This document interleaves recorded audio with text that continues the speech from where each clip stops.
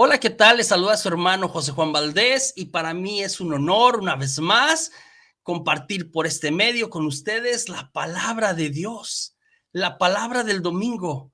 En esta serie que la hemos titulado Logos, que quiere decir en griego palabra o verbo, y nos referimos a la palabra de Dios, esta que nos ilumina, que nos guía, que nos muestra el sendero. Estamos en el tercer domingo del tiempo ordinario del ciclo C. Y en el ciclo C meditamos al evangelista San Lucas. De él estaremos hablando el día de hoy. También el Papa Francisco ha tenido a bien, hace un par de años, a asignar, como se ha hecho con otros domingos, como por ejemplo el Domingo de la Misericordia, Mercy Sunday, Domingo de la Misericordia, después de la Pascua, asignar, dedicar el tercer domingo del tiempo ordinario a la palabra de Dios, o domingo de la palabra de Dios. Entonces, el día de hoy meditamos sobre esto. Hoy más que nunca hace relevancia nuestra serie, que es Logos, que es la palabra, que es el verbo, que es este Dios que sale al encuentro de nosotros y se revela y se da a conocer y nos habla. Entonces, hoy es domingo de la palabra de Dios, domingo de la palabra de Dios, y las lecturas de alguna manera, reflejan eso, reflejan el valor, reflejan de alguna forma esta riqueza impresionante que tiene la palabra de Dios para nosotros en nuestras vidas.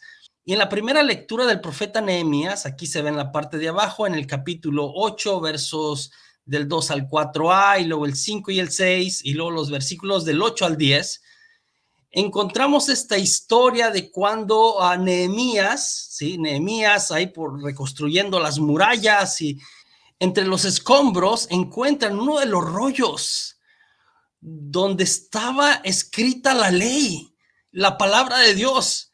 Y Nehemías de una manera muy solemne se pone a leerla enfrente de la gente. Y la gente empieza a llorar y a llorar y a llorar.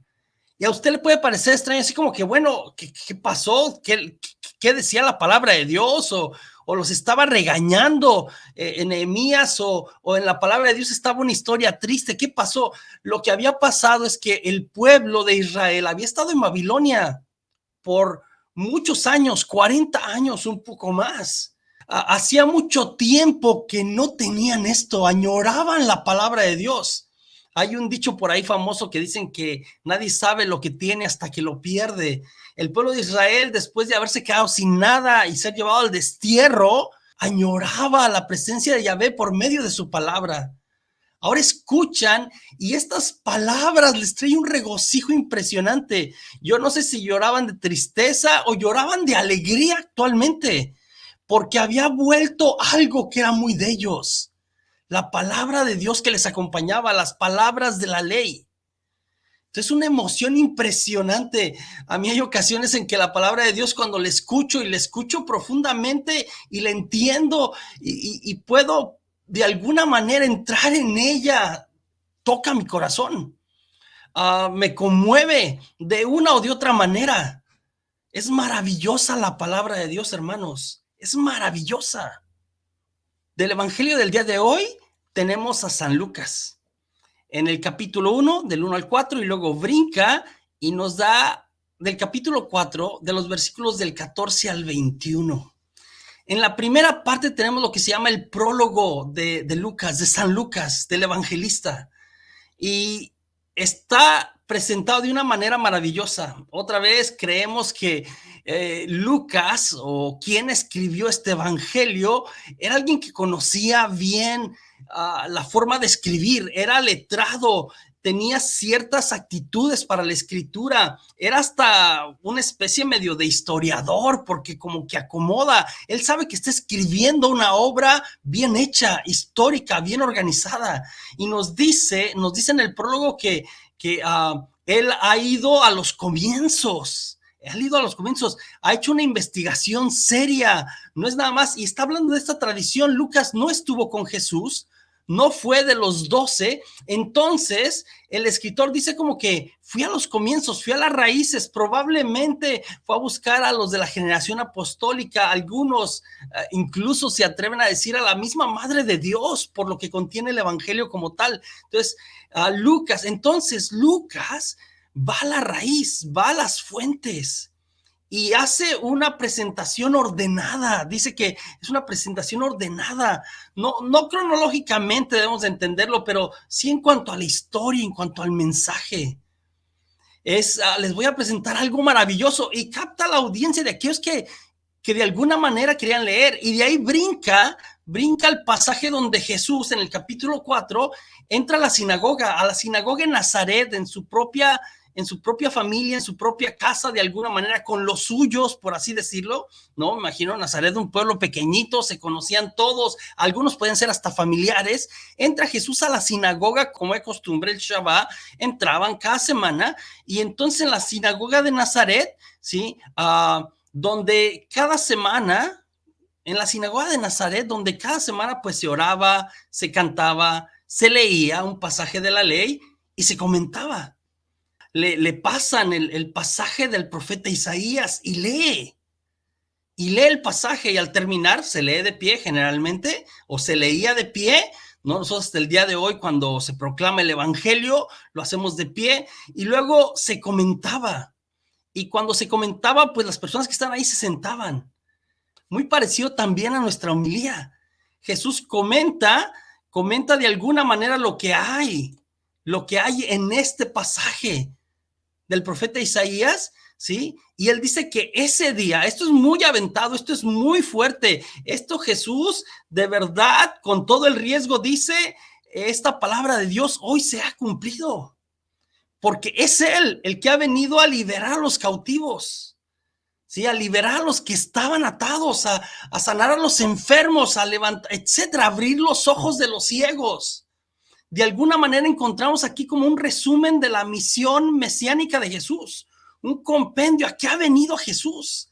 Ha venido a instaurar el reino de Dios, ha venido a hacer esto. Él es el Mesías y no será fácil. Y acá viene el dicho famoso no de nadie es profeta en su tierra. Alguien me corrigió algunas veces, puedes ser profeta en tu tierra, pero ahí será más difícil.